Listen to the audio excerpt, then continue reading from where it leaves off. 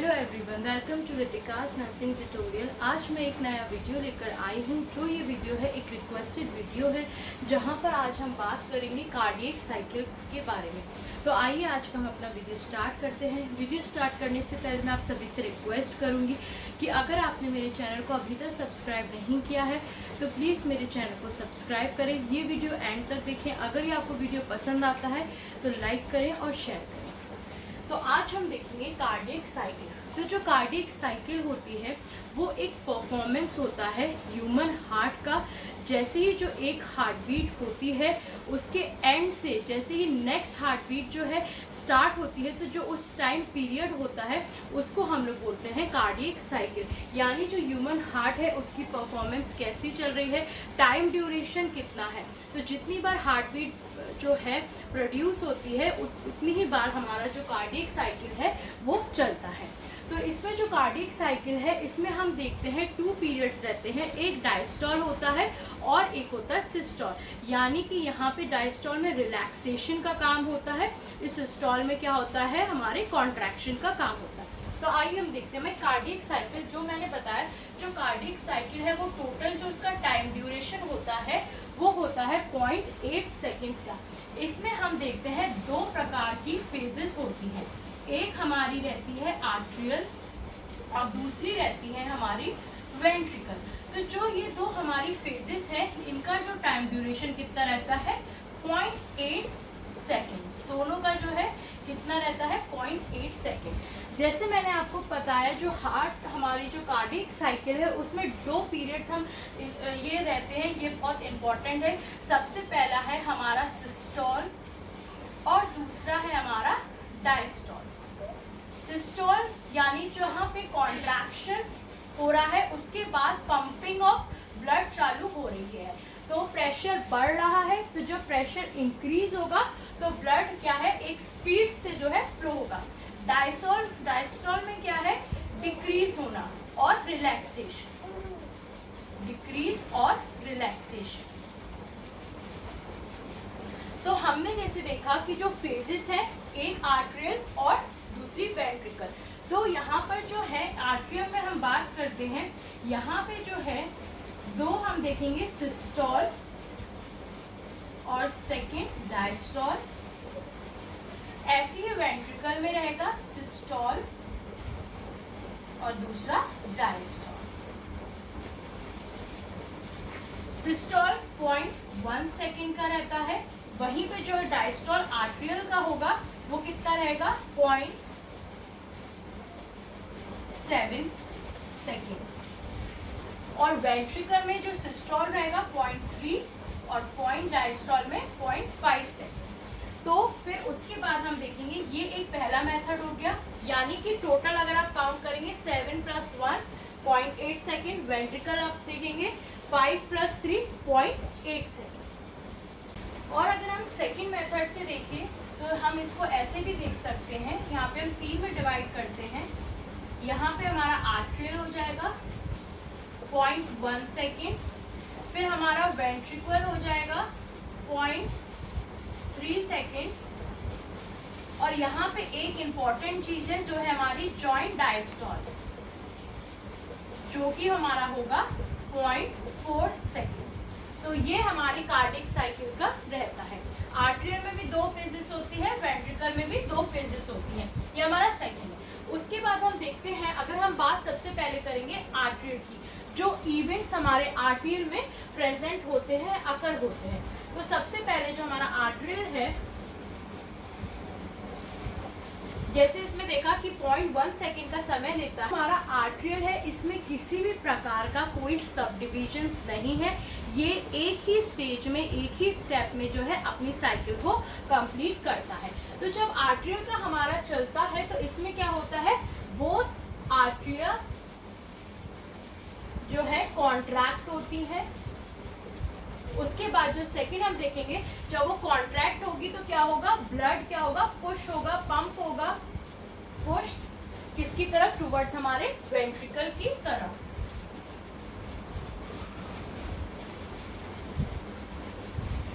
जैसे कि ये है, जब कॉन्ट्रैक्ट होगा कॉन्ट्रैक्ट हमारा इस तरीके से होगा, रिलैक्सेशन ये रिलैक्स हो रहा है।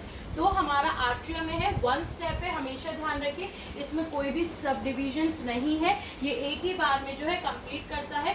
तो जब ये कॉन्ट्रैक्ट करेगा तो जो ब्लड है उसका प्रेशर बढ़ेगा, ब्लड उसके साथ प्रेशर जब बढ़ेगा तो वो वेंट्रिकल की तरफ जो है ब्लड सप्लिकेशन देगा, पुश करेगा वेंट्रिकल्स की तरफ। उसके साथ जब एट द सेम टाइम जो होता है हमारा कॉन्ट्रैक्शन जो आर्ट्रियल का है वो ब्लड रिसीव नहीं करता है।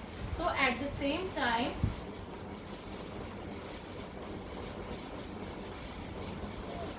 of contraction, artery does not receive blood. Any?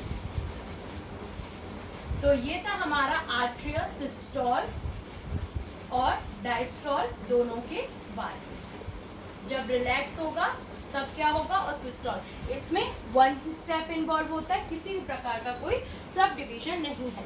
अब हम नेक्स्ट बात करते हैं हमारी वेंट्रिकुलर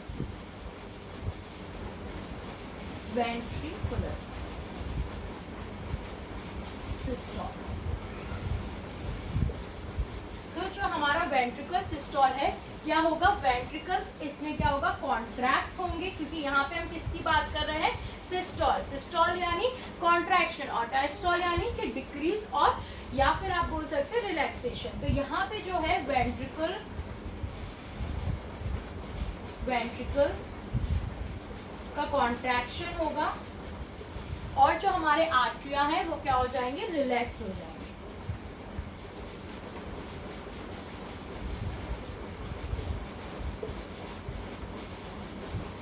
तो जैसे हमने देखा कि वेंट्रिकल का जब कॉन्ट्रैक्शन होगा तो क्या होगा, आर्टरिया ऑलरेडी रिलैक्स हो जाएंगे। तो यहाँ पे जो फिर हमारा नेक्स्ट होगा, जो एवी वाल्व्स होंगे वो क्या साउंड प्रोड्यूस करेंगे, लब साउंड जो है वो प्रोड्यूस होगी।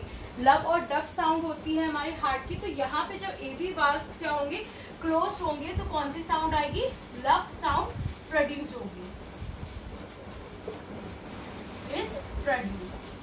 फिर यहाँ पर जो है हमारा जो वेंट्रिकल सिस्टोल में है इसमें सब डिवीजन होता है, जैसे मैंने आपको बताया ये एक ही स्टेज में या एक ही स्टेप में कंप्लीट नहीं होता। तो इसमें क्या होगा, हम देखेंगे इज़ोवॉल्यूमेट्रिक जो है कॉन्ट्रैक्शन होगा, यानी कि इज़ोवॉल्यूमेट्रिक कॉन्ट्रैक्शन में क्या होगा, जो ब्लड है जब उसका जो प्रेशर है जब वो इंक्रीज होगा तो जो ब्लड है वो एकदम पीक पे जाएगा और उसके बाद वो स्लो इजेक्शन करेगा। पहले अच्छे से सप्लाई करेगा, रैपिडली जो है फिल होना स्टार्ट करेगा, रैपिडली भरेगा, उसके बाद क्या होगा, एकदम मैक्सिमम लेवल पे जाके फिर स्लो इजेक्शन उसका होगा। इज़ोवॉल्यूमेट्रिक कॉन्ट्रैक्शन में क्या होता है, जो हमारा ब्लड है वो किसी भी प्रकार की कोई चेंजेस में नहीं जाता है और यहाँ पे जो वॉल्यूम है उसका सेम एज इट इज रहता है। तो ये हमारा होगा इज़ोवॉल्यूमेट्रिक कॉन्ट्रैक्शन। ये क्या होगा, सिस्टोल में। वहीं पे अगर हम वेंट्रिकल और डायस्टोल में बात कर रहेंगे तो ये इज़ोवॉल्यूमेट्रिक कॉन्ट्रैक्शन की जगह क्या होगा, रिलैक्सेशन हो जाएगा। तो रिलैक्सेशन में क्या होगा, ब्लड पंप होगा, लेकिन जब उसका इजेक्शन होगा तो वो बहुत ज़्यादा धीरे धीरे होगा, मतलब कंटिन्यूटिव एकदम रैपिडली फिल नहीं होगा या रैपिडली फ्लो नहीं होगा। वो क्या होगा, धीरे धीरे करके क्या होगा, सप्लाई उसका होगा। तो वो हमारा आता है। अगर हम बात करेंगे वेंट्रिकुलर डायस्टोल में तो वो क्या होगा, इज़ोवॉल्यूमेट्रिक जो है रिलैक्सेशन। क्यों यहाँ पे रिलैक्सेशन होगा, क्योंकि यहाँ पे हम डायस्टोल की बात कर रहे हैं। उसके बाद यहाँ पर होगा, जैसे मैंने आपको बताया इज़ोवॉल्यूमेट्रिक कॉन्ट्रैक्शन में यानी जो ब्लड है वो किसी भी चेंजेस में नहीं जाएगा। उसके बाद क्या होगा, जो वाल्व्स होते हैं हमारे, इसमें सेमिलुनर जो वाल्व्स होंगे वो क्या होंगे, ओपन हो जाएंगे और इजेक्ट करने लगेंगे हमारे ब्लड को to all the organs of the body. Semilunar valves will be open and साथ ही साथ वो इजेक्ट करने लगेंगे ब्लड को to all organs of the body। अब ये था हमारा वेंट्रिकुलर सिस्टोल हो गया। वेंट्रिकल डायस्टॉल में आपको यही याद रखना है, एक तो हमारा इजो वॉल्यूमेट्रिक, यहाँ पे रिलैक्सेशन का काम होगा, यहाँ पे जो है धीरे धीरे क्या इजेक्शन होगा, और इजो वॉल्यूमेट्रिक कॉन्ट्रैक्शन में क्या होगा, प्रेशर जल्दी इंक्रीज होगा, वॉल्यूम में किसी भी प्रकार का कोई चेंजेस नहीं आएगा, रैपिडली फिल होगा, उसके बाद जो है इजेक्शन स्लोली होगा।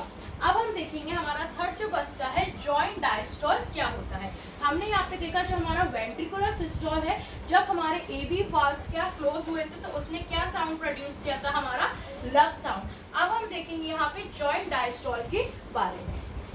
तो ये था, अब हम देखेंगे जॉइंट डायस्टॉल। तो जॉइंट डायस्टॉल में क्या होगा, जितने चारों जो चैम्बर्स हैं जॉइंट डायस्टॉल में 4 चैम्बर्स जो होते हैं वो क्या होंगे, सारे रिलैक्स हो जाएंगे।